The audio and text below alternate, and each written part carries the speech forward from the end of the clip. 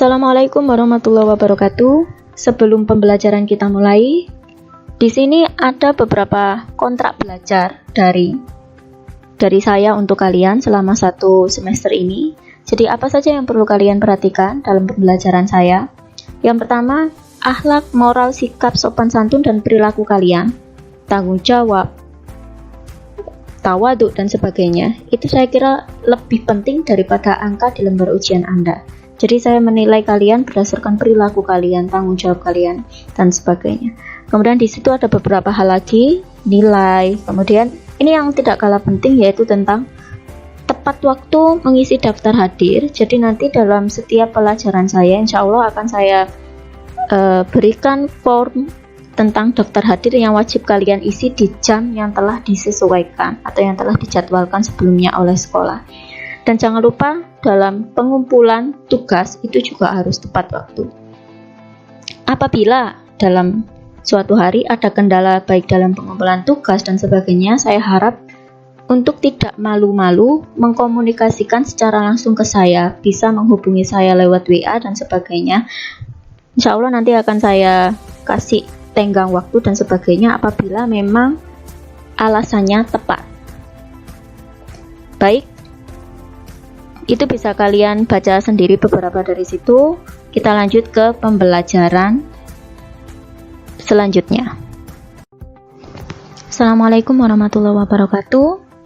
Jadi sebelum pembelajaran kita mulai, berhubung kalian adalah siswa-siswi baru SMA Negeri Kesamben, akan saya perkenalkan diri dulu. Jadi saya adalah sebagai pengajar kalian di bidang matematika peminatan. Nah, nama saya Ika Nurlita Hidayah, alamat saya di Paduk Kesamben Jombang. Kemudian saya lulusan S1 Pendidikan Matematika di UIN Surabaya. Dan kebetulan di tahun ini saya mengajar matematika wajib kelas 11 dan matematika peminatan untuk kelas 10. Baik, langsung saja. Untuk materi yang pertama, kalian akan mempelajari tentang eksponen. Jadi nanti ada eksponen secara dasar itu apa yang pernah kalian dapatkan di SMP. Kemudian ada persamaan dan ketidaksamaan eksponen. Kemudian yang terakhir adalah tentang fungsi eksponen atau tentang grafik eksponen. Jadi eksponen sendiri ini sudah pernah kalian dapatkan sejak SMP atau nama lainnya yaitu perpangkatan. Nah, masuk ke eksponen, yang akan kita bahas adalah yang pertama, jadi pangkat bilangan bulat. Jadi nanti bilangan bulat sendiri kan ada positif dan negatif. Nanti akan kita bedakan. Kemudian ada pangkat 0.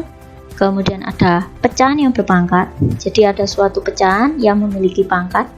Kemudian ada pangkat pecahan. Nah, ini cukup berbeda ya dengan yang poin ketiga. Jadi pangkat pecahan ini suatu bilangan bulat yang memiliki pangkat pecahan.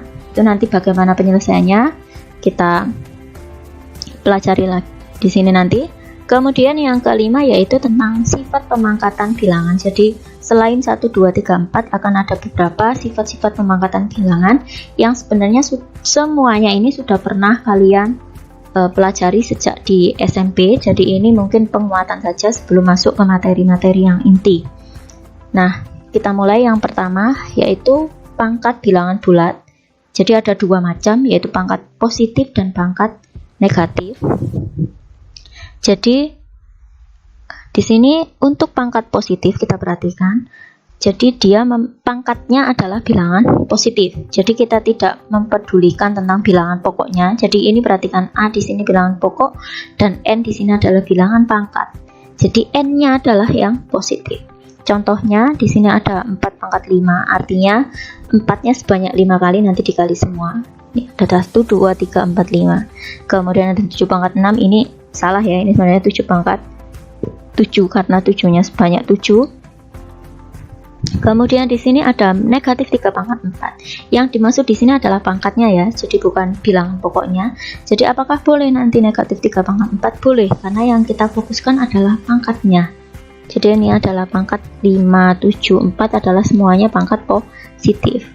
Kemudian kita ke pangkat yang negatif. Jadi di sini ada A pangkat negatif M ini ya. Jadi ini pangkatnya berupa bilangan negatif. Bagaimana? Jadi A pangkat negatif M dia akan berubah menjadi 1 per AM. Jadi dia akan berubah menjadi pecahan. Jadi akan salah jika kalian menganggap suatu bilangan yang memiliki pangkat negatif hasilnya adalah negatif. Jadi harus hati-hati di situ. Suatu bilangan yang memiliki pangkat negatif tidak menjadi bilangan negatif, tapi dia akan berubah menjadi pecahan dengan susunannya seperti ini. Kita ke contoh soal. Nah, di sini ada 16 pangkat negatif 3, dia akan berubah menjadi 1 per 16 pangkat 3. Ini adalah A-nya, dan yang semula dia negatif M atau semula dia negatif 3, dia akan berubah menjadi 3. Kemudian ada pangkat 0. Nah, pangkat 0 adalah semua bilangan yang berpangkat 0, artinya dari ini adalah semua bilangan yang berpangkat 0 adalah 1. Nah, ini yang jadi PR kalian nanti. Kenapa A-nya tidak boleh 0? Nah, ini nanti boleh kalian cari di internet, nanti akan jadi nilai khusus nanti bagi kalian yang bisa menjawabnya nanti. Nah, dari sini dia punya syarat A tidak boleh 0. Ini artinya apa? Semua bilangan yang berpangkat 0 hasilnya 1. Kita lihat di contoh. Contohnya apa? Misalkan ada 100 pangkat 0, hasilnya adalah 1. Ada negatif 3 pangkat 0, hasilnya adalah 1. Kecuali 0 pangkat 0. Nah, itu nanti yang jadi PR kalian. Ini bukan wajib ya, jadi kalian boleh jadi tugas tambahan kalian yang ingin poin lebih seperti itu. Kemudian ada pecahan berpangkat. Nah, di sini pecahan berpangkat artinya suatu pecahan yang memiliki pangkat. Jadi ketika ada A per B pangkat N, bisa kita cek seperti ini, atau secara ringkas kita bisa menjadikan rumusnya seperti ini. Ada A per B pangkat N, dia akan A berdistribusi ya, jadi ini sifat distribusi. Ini yang penyebutnya dia akan menjadi B pangkat N, dan pembilangnya jadi A pangkat N. Seperti ini. Kita lihat di contoh. Jadi contohnya misalkan ada 2 per 3 pangkat 3, yaitu artinya 2 pangkat 3 dan 3 pangkat 3 seperti ini. Kemudian ada contoh lagi yang bisa kalian pahami. Kemudian ada pangkat pecahan. Jadi ini berbeda dengan ini. Kalau ini adalah pecahan yang berpangkat, jadi bilangan pokoknya berupa pecahan. Tapi kalau ini adalah bilangan pokoknya bilangan bulat, tetapi memiliki pangkat suatu pecahan. Bagaimana? Jadi kalian perhatikan di sini. Ada A pangkat M per N, ini adalah bilangan pokoknya, jadi ini bilangan bulat yang memiliki pangkat pecahan. Nah, dia akan berubah menjadi suatu akar, di mana pembilangnya dia akan menjadi yang di dalam, dan penyebutnya akan menjadi akarnya. Kita cek, di sini misalkan ada 62 per 3, artinya apa? Jadi kalian 62 per 3 akan bisa diubah menjadi akar pangkat 3 dari 6 kuadrat, atau ketika dijabarkan dia akan menjadi akar pangkat 3 dari 36. Kalian bisa menghitungnya lewat kalkulator atau yang lain. Nah, ini juga ada contoh yang lain. Kemudian yang ini, nah ini beberapa kesimpulan dari sifat-sifat pemangkatan. Mungkin banyak dari sifat ini yang tidak tercantum dalam apa yang saya jelaskan tadi.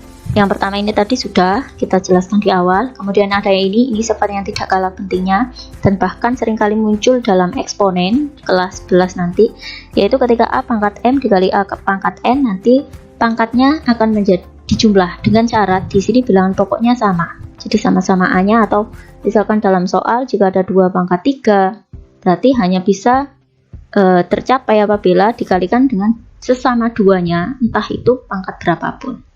Kemudian ini kebalikan dari yang B. Kalau yang ini dikalikan, ini akan menjadi tambah. Nah, kalau ini dibagi, dia akan menjadi dikurang. Tapi di sini dia punya syarat bahwa nilai M-nya atau pembilangnya dia harus lebih besar dari N.